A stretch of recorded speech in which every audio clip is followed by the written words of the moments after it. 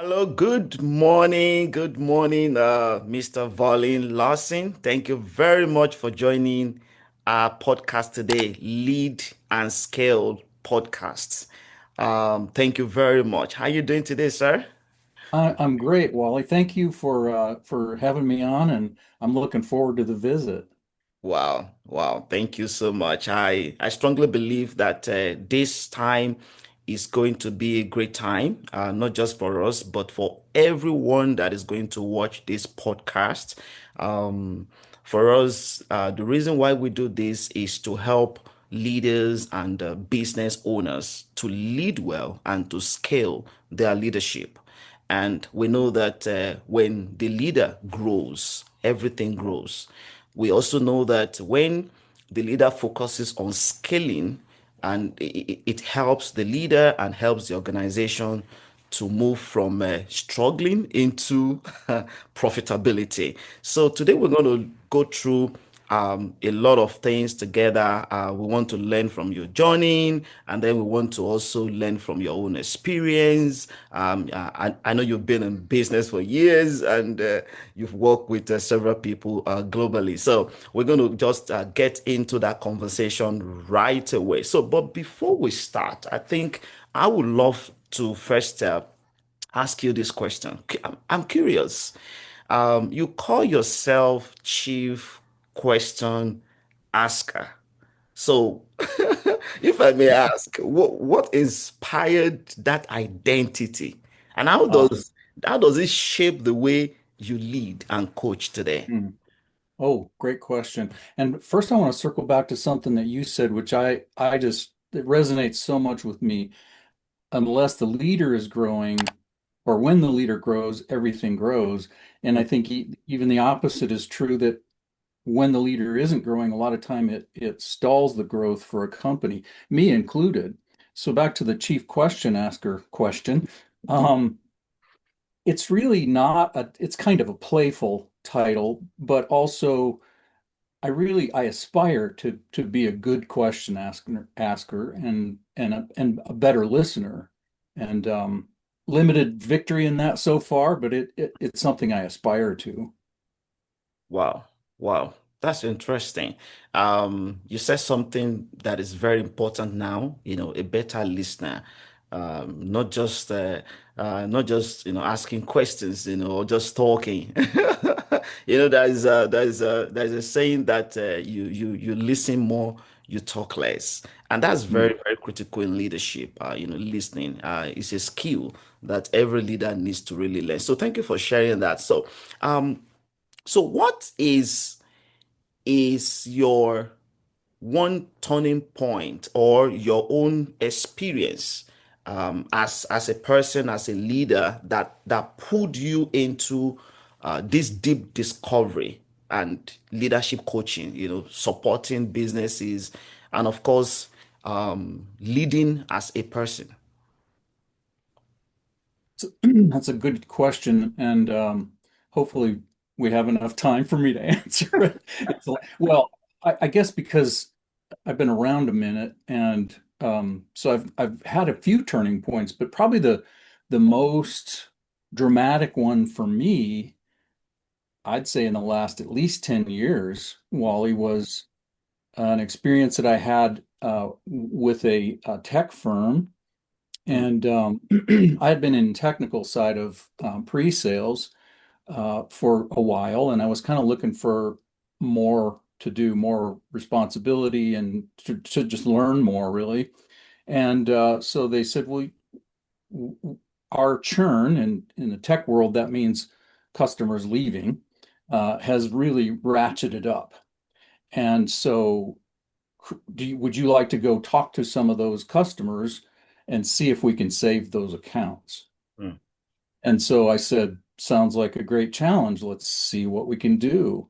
And so I quite quickly wrote a, a workshop, and I went around. I think over 6 months I was on 100 flights, but that was by my own choice, because I wanted to see what results we could put up as quickly as possible and really try to turn those churning or churn risk customers around.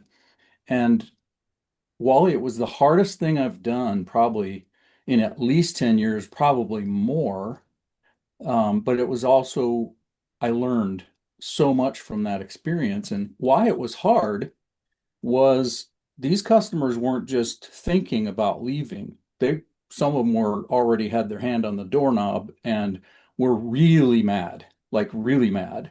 And so I would go on site with them. Somehow we got meetings with 12 customers at their locations, spent anywhere from a half a day to 2 days with each one, and went through the workshop. And at first, it could be from 2 hours to a half a day.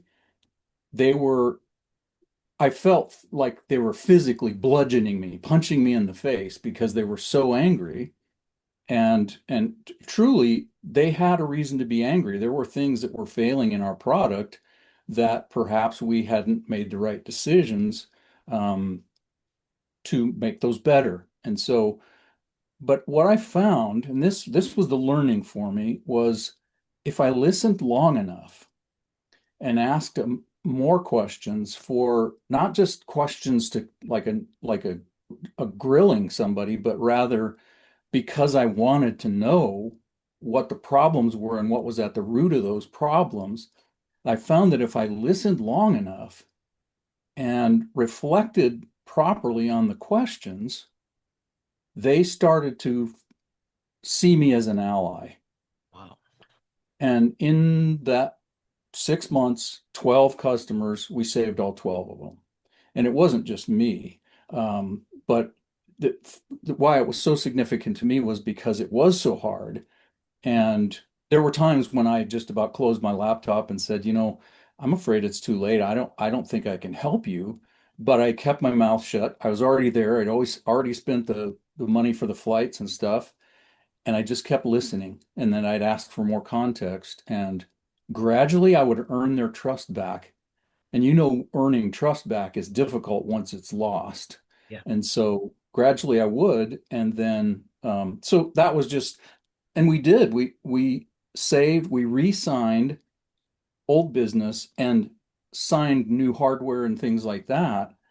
And I think the total, I was keeping track of it every week because I wanted to know, are we making an impact? And so at the end of that year, we had put $5.3 million back up, or that was on its way out the door. So not not patting myself on the back for that, but it was just confirmation that I was on to something, that listening had real value. And so it was a huge lesson for me. Wow. Wow. You just made that point again about listening, and you, I think you said something that I believe that everybody needs to actually take note of, about, caring for those people. And I think that's very, very profound for me, as a person. And because nobody cares how much you know until they know how much you care. And thank you for sharing that. I see responsibility. You said something about the number of flights that you took. You said that was just your own decision, right? Yeah. Responsibility. Wow, responsibility.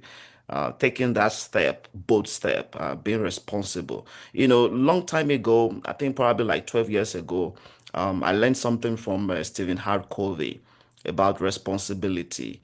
In one of his books, he said that responsibility equals to response plus ability. So that means Mhm. we have the ability to respond to whatever that we are capable of doing. Once that thing comes around us, and there's something in us that tells us that this thing can actually happen, especially when we start seeing the problem every time. Many times for me, I usually tell people, like, you know what, do you know why you see the problem every time? Like every morning you get up, you see the same problem, you complain about the same problem, Mhm. even if nobody is talking about the problem, and you're wondering, why is everybody not bothered about this problem? This is a big Mhm. issue, right? I usually encourage people like, you know what? That is the leader in you crying for expression. Like, Mm, it's time to be responsible. It's time to get up. It's time to respond. There is something in you, the ability you have that is inbuilt, is crying for expression, for you to be responsible, to mm, solve the problem so that you can release the solution for the world to enjoy. So mm, thank you for sharing that. I really love that. So I would love us to get into your business building journey. Okay. Thinking back to your early business days, right? So what was your biggest mindset shift that moved you from idea to execution? I mean, I'm asking this question because I know that you have worked in the trucking, tech, and organizational development, of course, all round. So, what is one principle that connects success across those industries mm. that moved you from idea to execution?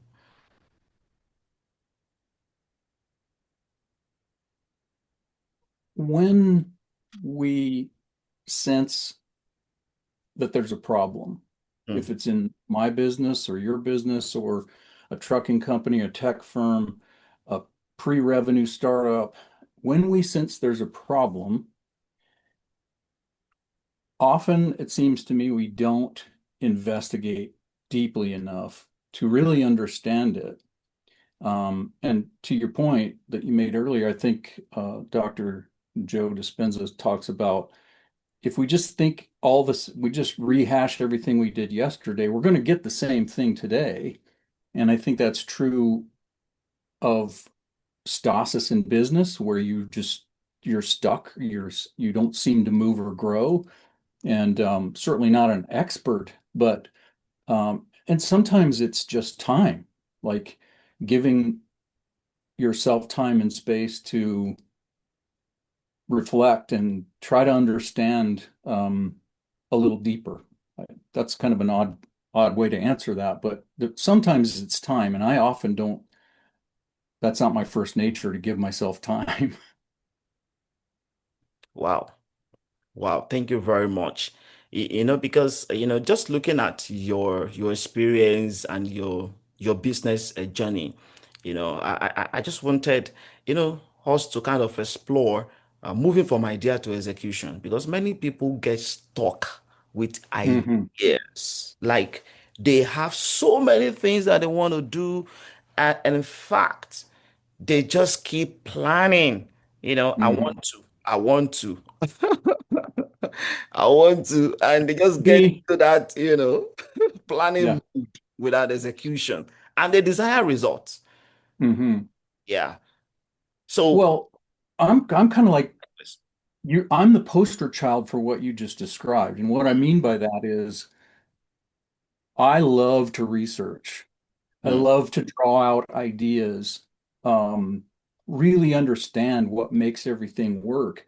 And too often in my life, it's that has stalled the stalled the step from idea to execution, really, because I just kept thinking about the solution without really applying the solution or trying it to see what I needed to tweak. hmm.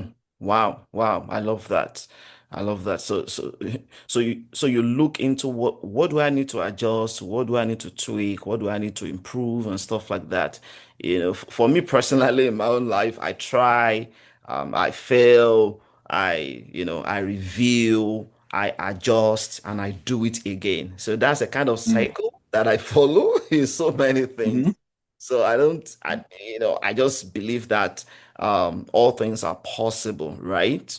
And even if I fail at something, I don't see it as failure. I see it as learning. It's a learning process, basically. So, there are several opportunities, that we have out there as leaders, as entrepreneurs to lead, to lead ourselves well. Thank you very much. Can we talk about something that I think is very important? I'm going to make it a question. Okay. So, what is one powerful question every entrepreneur or leader should ask before trying to scale?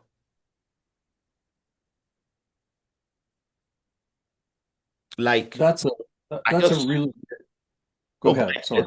Go ahead, please.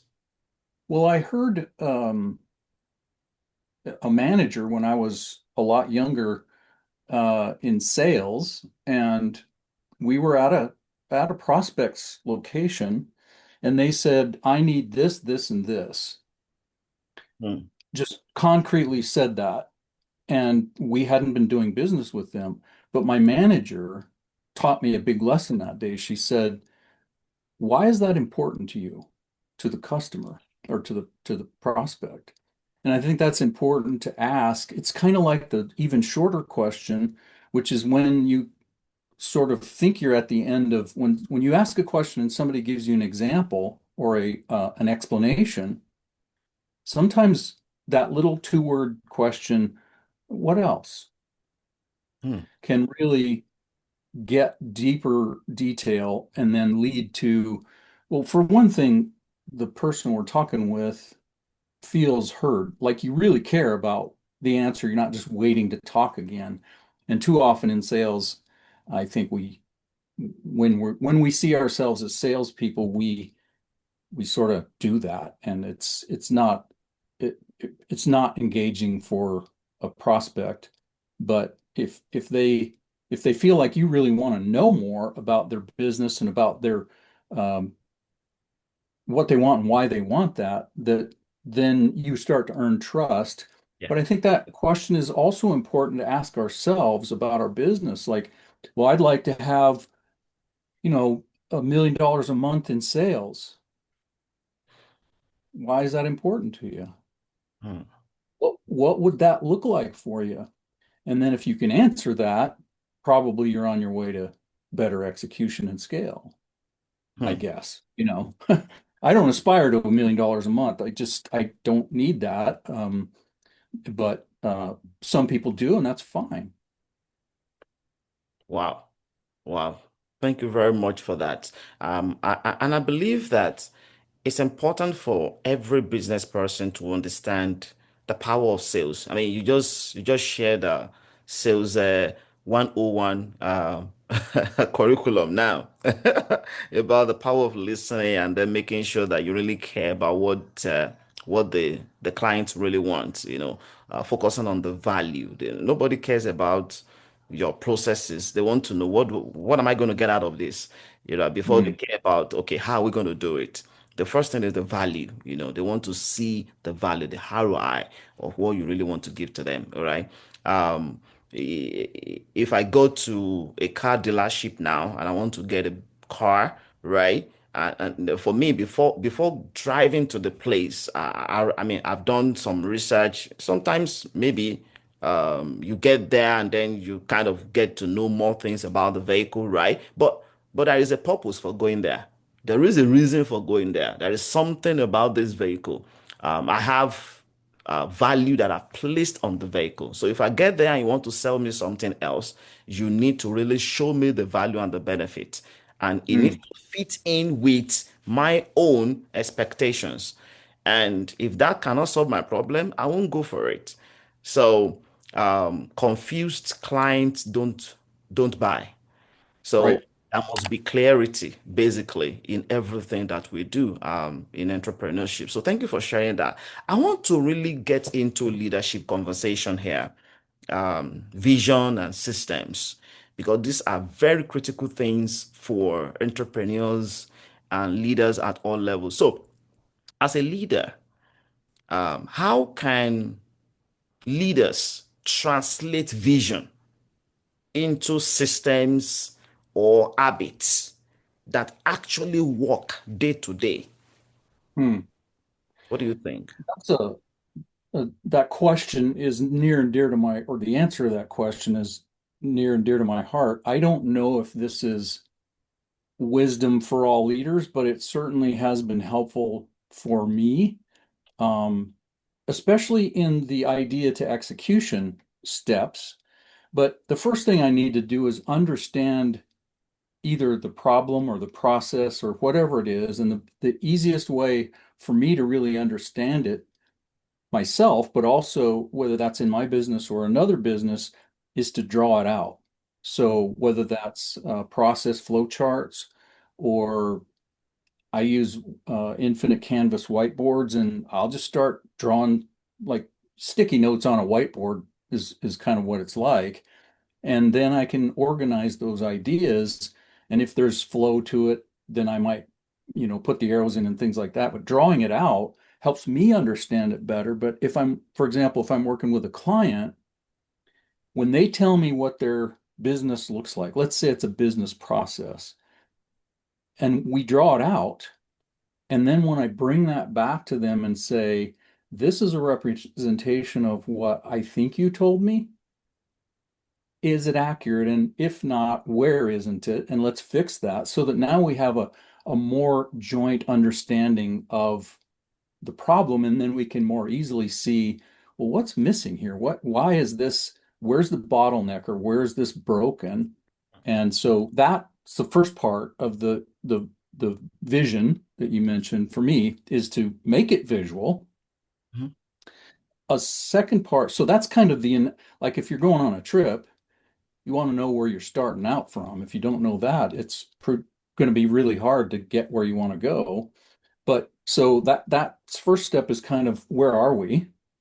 And then you take out the map, or you look at Google Maps and you say, well, how do I get to Detroit from where I am, or wherever I'm going? Uh, so now that becomes like, that's the vision, right? Where do I want to go? Is it Detroit? Is it Shangri-La? Um, that's my vision. And if I can make that visible, I use vision boards. And so there's places I like to spend time. I like to kayak and ride bikes, and I like to sit by a lake with a laptop. And so I have pictures of those that remind me that those things are important to me, and they draw me to do that. So that's the second thing, is so you've got drawing out the sort of the problem, where are we now? And then where do we want to go is the vision part. But then the third thing that I think drives directly at what you talked about, which is, I think you said, how do you know when you're making progress? Or maybe that's just what I heard.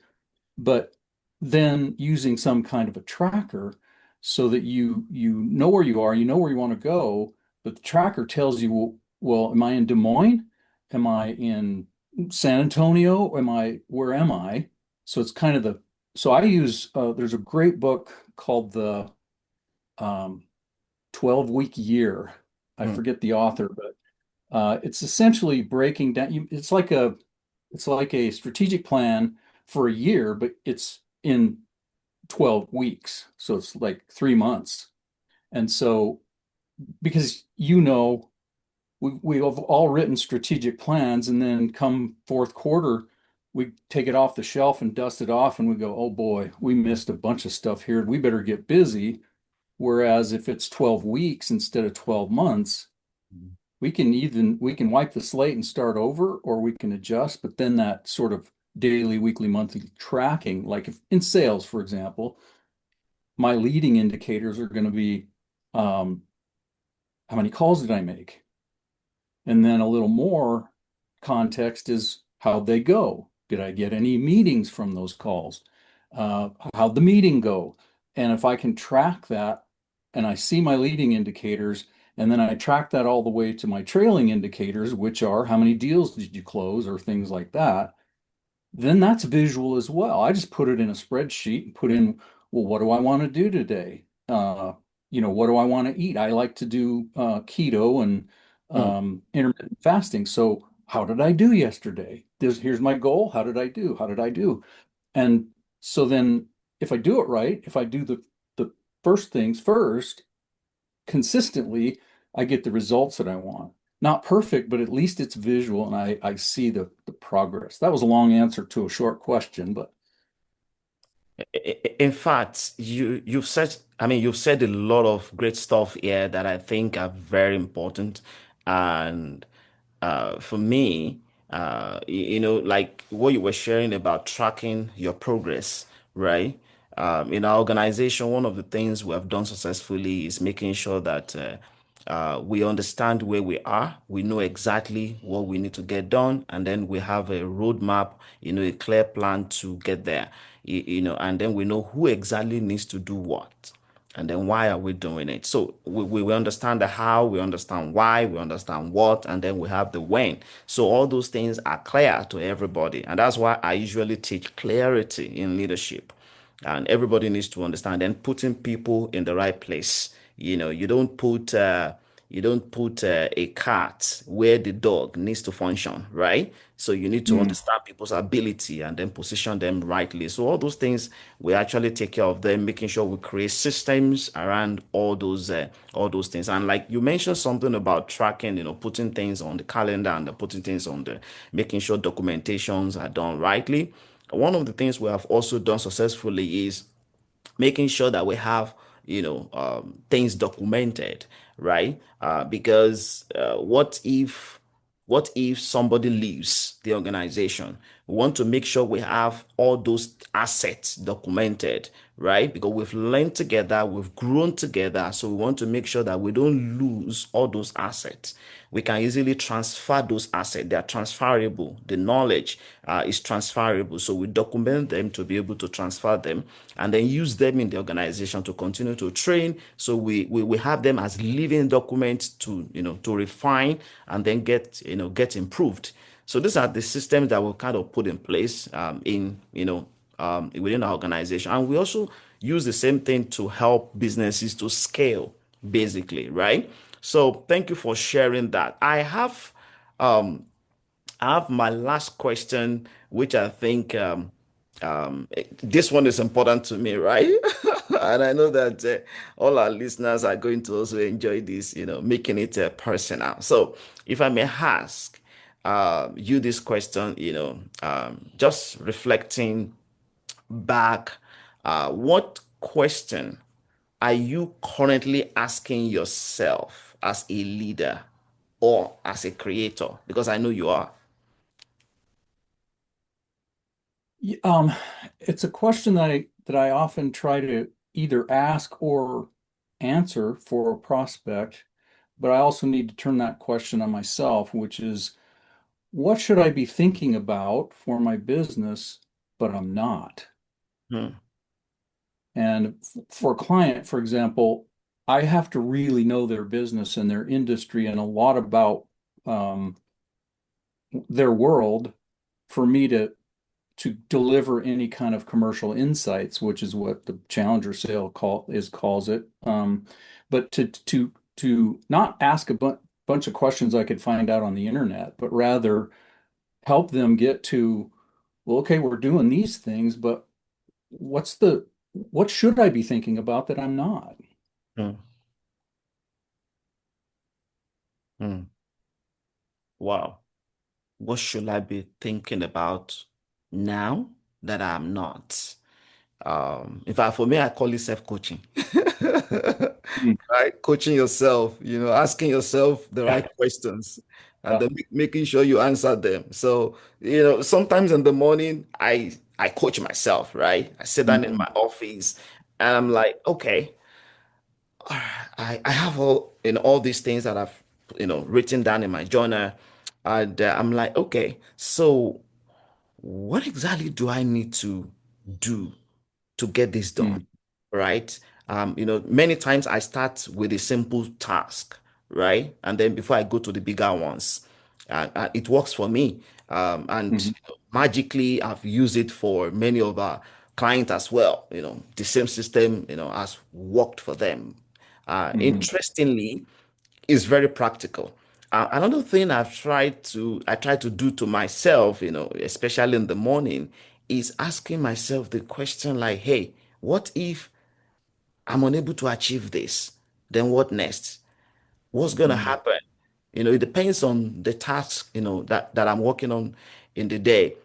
Sometimes it could be just having one-on-one with one of our leaders, right? Just interacting and to understand Mhm. where they are. Because many times I also love to do one-on-one, just supporting our leaders because it's not just about the task, giving, sharing the objectives and everybody's working, right, in their different teams. But most importantly, understanding where they are, like heart to heart conversation, caring about them. Because the moment they know that you care about them, they focus on the work and they do the work. Mm, So I really love what you said. Finally, I like to ask this question, and well, not really a question. Okay, this is going to be your own advice or your own encouragement for anyone that is watching us today. So, if you could leave one message today with entrepreneurs and leaders that are listening to us right now, what will it be? mm. I wrote about this recently, and it was applied in a completely different setting with a young lady, my granddaughter actually, but um, my son demonstrating to her why what she did in a softball game mattered, what she was thinking it didn't. And so for entrepreneurs, for leaders in business, I think maybe the same message, we need to hear the same message. What you're doing freaking matters. Hmm. Um, Too often we do get, as you said, get focused on the task, the work, and leadership can be lonely. And so I liked your one-on-one concept because I think leaders need to be encouraged as well and refocused on what their vision was to start with. And let's start with, does it matter or not? You asked yourself the question, what happens if this doesn't happen today? Yeah. So that sort of puts the why and the context around why it matters. And then, of course, we need to tell ourselves, and it does matter. Otherwise, what a waste, right? We probably need to reevaluate. But I think most of us believe in what we're doing. So um, we should remind ourselves that it does matter, matters to somebody. So often you read something, or I've posted something, just something way off the track of my business. And sometimes it's a story about a, a vulnerable moment for me. And somebody will just comment, I really needed to hear this today. I really needed to read this today. And so I think encouragement is way more important than we encourage little kids. It's second nature to us, but we probably need to encourage ourselves and each other too. Wow.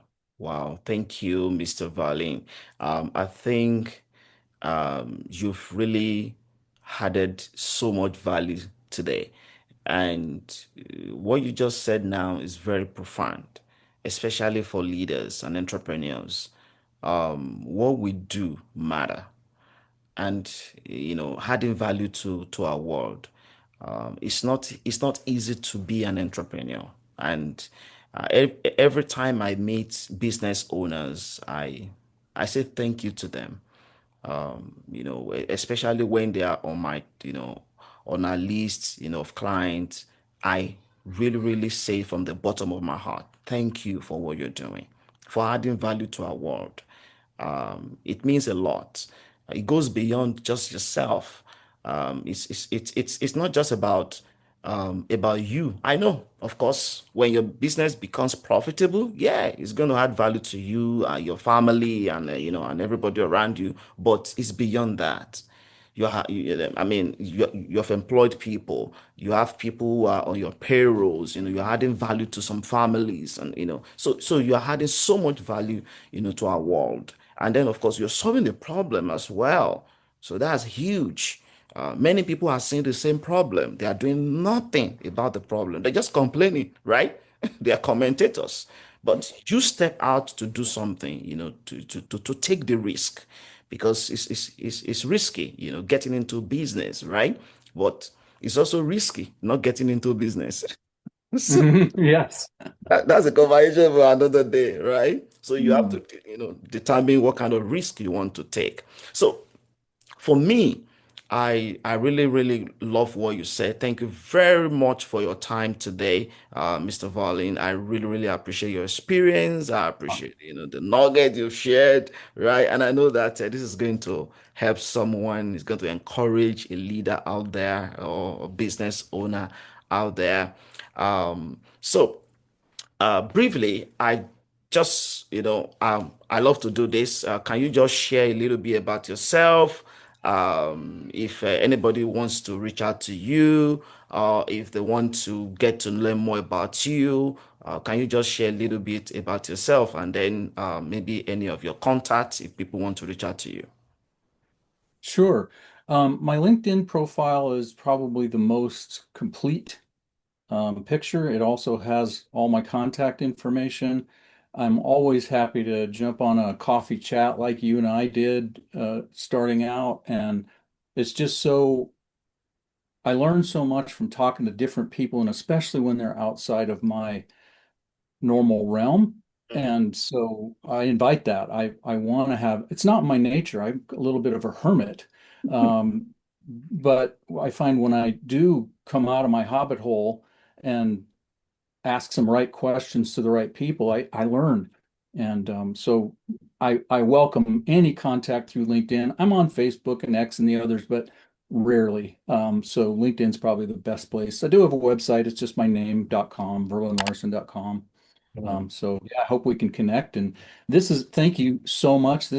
I just love spending time with you and learning from you. And so I really enjoyed today. Thank you. Thank you very much. I appreciate you. Yeah, all right. So this is where we're going to stop today. Thank you very much, everyone, for being part of this. And I hope we've added some value to you. Continue to lead and scale. Remember that it's important for you to lead yourself. Everything starts with you.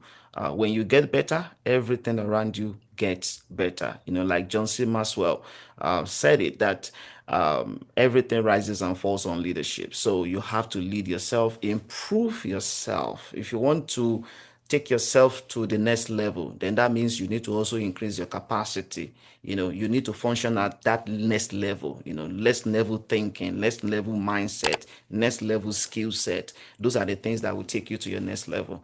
All right. Thank you. And bye for now. Have a Good to see wonderful you. time and see you later. Thank you, sir.